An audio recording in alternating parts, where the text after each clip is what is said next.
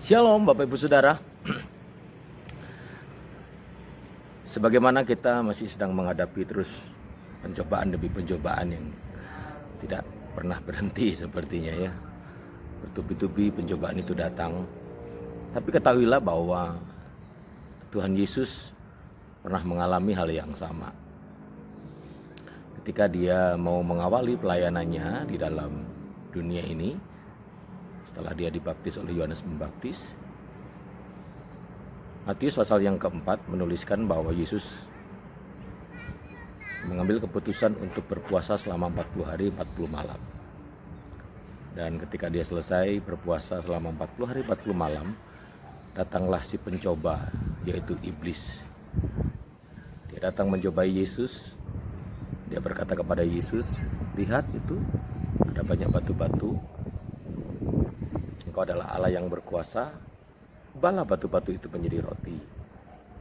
Bukankah engkau sedang lapar? Jadi ketika engkau ubah batu-batu itu jadi roti, kau bisa kenyang." Dengan tegas Tuhan Yesus berkata bahwa manusia hidup bukan dari roti saja, tetapi dari setiap firman yang keluar dari mulut Allah. Dengan tegas Yesus melawan semua pencobaan yang diajukan oleh iblis dengan kebenaran firman Tuhan. Bapak Ibu Saudara yang dikasih dalam Tuhan, dari pernyataan Yesus bahwa manusia hidup bukan dari roti saja, tetapi dari setiap firman yang keluar dari mulut Allah, sesungguhnya menyadarkan kita semuanya bahwa kalau engkau ingin mengalami sebuah kehidupan yang sesungguhnya itu tidak hanya ditentukan oleh kebutuhan kita atau hal-hal jasmaniah dalam diri kita.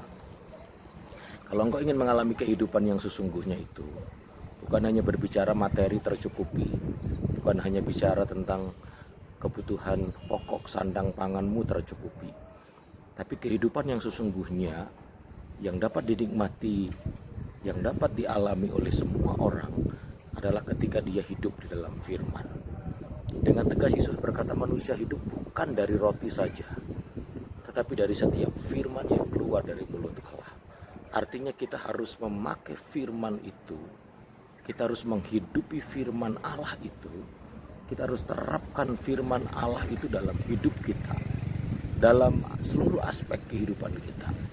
Ketika firman Allah kita jadikan sebagai standar moral kita, standar etika kita.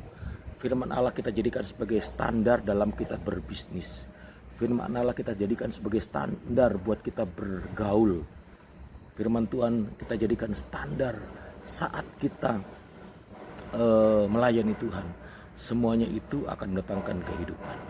Sebab itu pesan Tuhan hari ini Bapak Ibu Saudara, pastikan engkau hidup dengan kebenaran firman. Pastikan engkau dan saya menghidupi firman, karena manusia hidup bukan dari roti saja, tapi dari setiap firman Tuhan yang keluar dari mulut Allah yang kita hidupi di seluruh aspek kehidupan kita. Puji Tuhan, Tuhan Yesus memberkati. Shalom.